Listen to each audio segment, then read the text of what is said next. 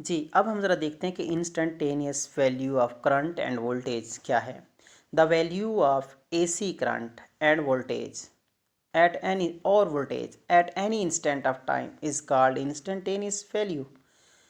किसी भी time period में, कोई भी टाइम हो, चाहे टाइम ज़ीरो हो, टाइम आपके पास T/4 हो, the value of AC current and voltage at any instant of time t is called instantaneous value. By using this formula, V is equal to V naught sine 2 pi by t cross t, we can find the value of instantaneous. V is the instantaneous value. V naught is the maximum value. Maximum value आपके पता है आपके यहाँ पे होती है, और minimum value यहाँ पे होती है। और बाकी किसी भी इंस्टेंट पे आप टाइम वोल्टेज को फाइंड कर सकते हैं। अगर आपके पास टाइम टी ज़ीरो है, ज़ीरो पुट करें, आपको जो आपके पास इंस्टेंटेनियस वेलोसिटी है वो ज़ीरो आ जाएगी। उसके बाद आप टाइम यहाँ पे T/4 पुट करें तो आप इसकी वैल्यू पुट करके आप फाइंड कर सकते हैं। यहाँ से आप इसकी मैक्सिमम V नॉट आ जाएगा, इंस्टेंटेनियस वैल्यू V नॉट के इक्वल हो जाएगी, मैक्सिमम वैल्यू की इक्वल हो जाएगी। यहाँ पे फिर V not instantaneous value zero हो जाएगी, जैसा कि आपने पीछे पुट किया है। इसी तरह करंट की वैल्यू को भी आप पुट कर सकते हैं। I is instantaneous current, I not is the maximum current. अब हम ज़रा देखते हैं कि हमारे पास पीक वैल्यू ऑफ AC क्या है। Peak value of AC current V not से डिनोट करते हैं। V नॉट का मतलब आपने पहले भी पढ़ा है कि V नॉट मैक्सिमम करंट को कहते हैं। पीक मेन जो है इसकी चोटी कौन सी है, तो करंट आप ज़रा देख रहे हैं यहाँ पीक वैल्यू कौन सी होगी, जब एंगल ये 90 का होगा। यहाँ पे जो है आपने देखा था, यहाँ पे इसकी वैल्यू मैक्सिमम होती है। इसमें आप ज़रा देखेंगे तो ये मैक्सिमम पीक वैल्यू होगी, यहाँ पे देखेंगे तो ये पीक वैल्यू होगी।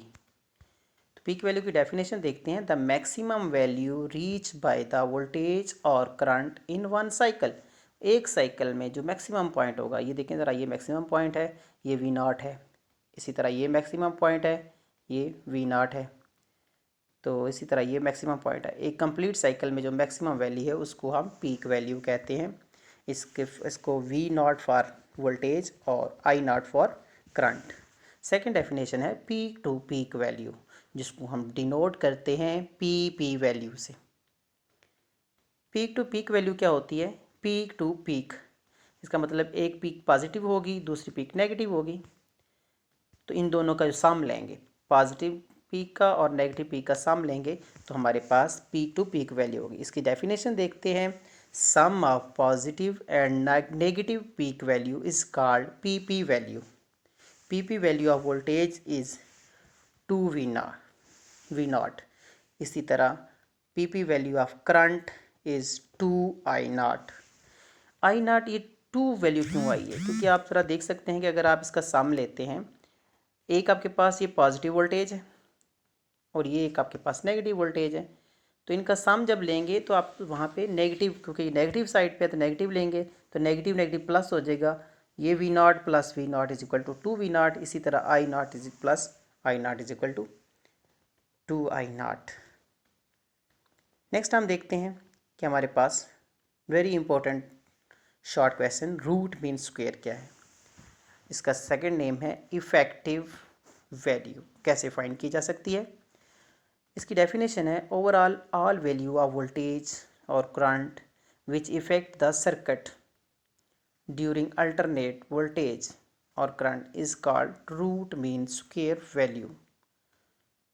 कंप्लीट सर्कल में जो आपके पास है टोटल वैल्यू, वो क्या इफेक्ट करती है अल्टरनेट करंट पे और वोल्टेज पे, उसको हम मेजर करते हैं। उसको कैसे मेजर करते हैं? आप ज़रा फिगर में देख रहे हैं, आपके पास एक फिगर है। यहाँ पे हमारे पास जो रेड कलर में जो फिगर आपको नज़र आ रही है, कर्व नज़र आ रही है, ये आपके पास एक वैल्यू है, ठीक है, जिसका ये V नॉट मैक्सिमम पॉइंट है। यहाँ पे ज़ीरो है, यहाँ पे फिर V नॉट मैक्सिमम पॉइंट है, ठीक है। ये आपके पास एक, इसका हम रूट, ये हमारे पास एक रूट है। तो इसके वैल्यू हम कैसे फाइंड करेंगे, इसको हम देखते हैं। द अल्टरनेट करंट और voltage measure by square root of the mean square value is known as root mean square. इसकी सेकंड डेफिनेशन है कि अल्टरनेट करंट को आप मेजर कर सकते हैं by square root of mean square values. इसी को हम स्क्वायर रूट्स कहते हैं। इसकी डेफिनेशन आपके पास।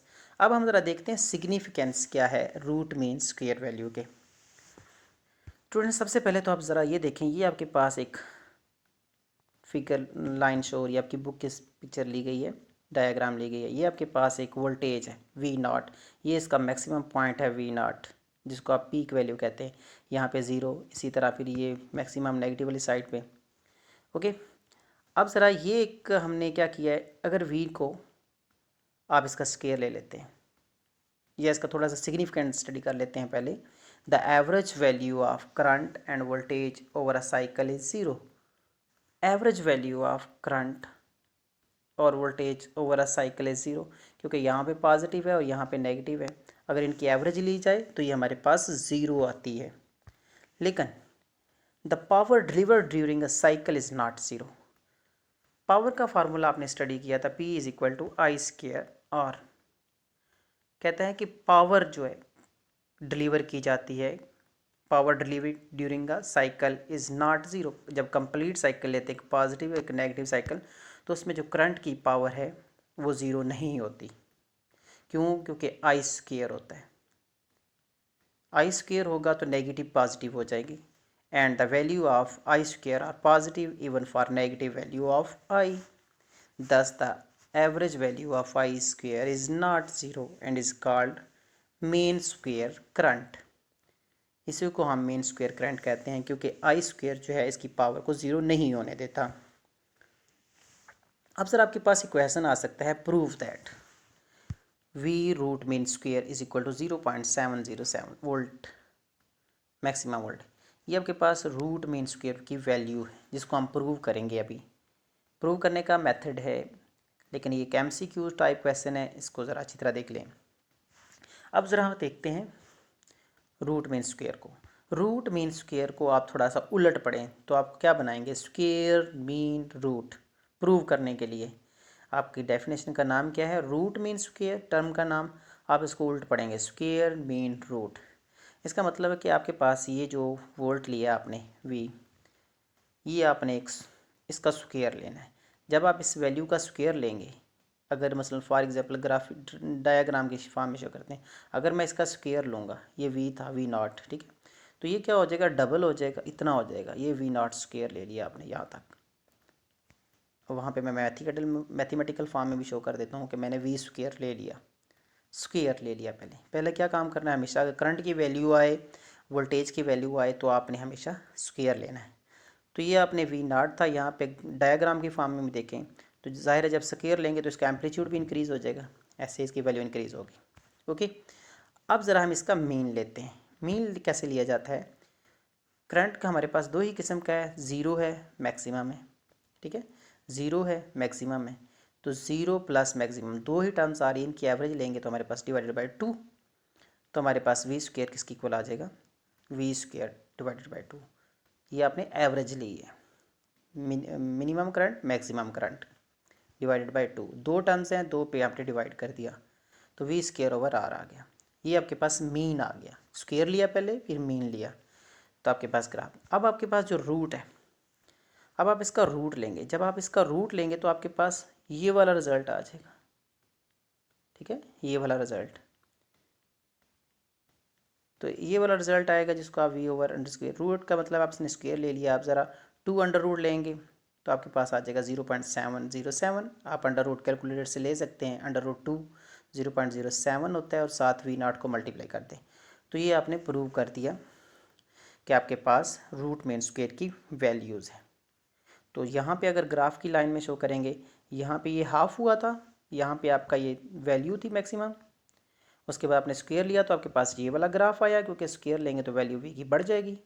उसके बाद आपने इस क्या किया, मीन लिया, हाफ लिया, तो आपके पास ये वाली लाइन बनती थी, इसके ऊपर ग्राफ बनता था। लाइक मैं अगर बनाने की ट्राई करता हूँ तो मतलब कि आपके पास ये वाला ग्राफ बनता था, ये वाली लाइन बनती थी, ओके, ये वाली लाइन बनती थी ऐसे। और जब रूट मीन लिया है आपने तो फिर कौन सी लाइन बनेगी, उसके लिए ये वाली लाइन बनेगी। ये आपको स्ट्रेट लाइन नज़र आ रही है, ये वाली आपके पास लाइन बनेगी जब आप इसका रूट मीन खेलेंगे, V root mean. Okay student, इस तरह आप सॉल्व कर सकें। इसी तरह अगर आपके पास करंट है, करंट का भी मैं शॉर्ट से आपको बता देता हूँ। सबसे पहले आपने करंट का स्क्वायर लिया, ये शुरू में आपको नज़र आ रहा है, ये करंट का स्क्वायर लिया आपने। फिर उसके बाद आपने करंट की एवरेज ली, 0 + 1 आई स्क्वेयर। एवरेज लेने के बाद आपने फिर I square is equal to I not square इसको थोड़ा सॉल्व किया है। अब इसका रूट ले लें। रूट में क्या करेंगे आप, अंडर रूट ले लेंगे ना, 2 का अंडर रूट आएगा, 2 का अंडर रूट 0.07 के इक्वल होता है, कैलकुलेटर सॉल्व कर सकते हैं, वो इक्वल आ जाएगा I root mean is equal to 0.707 I naught. Okay, अब हम ज़रा देखते हैं कि फेज़ ऑफ एसी करंट क्या है। फेज़ ऑफ एसी करंट को डेफिनेशन है the angle which specify the instantaneous value of alternate current और voltage is called phase. Phase current की डायरेक्शन को शो करता है, फेज़ करंट की वैल्यू को शो करता है।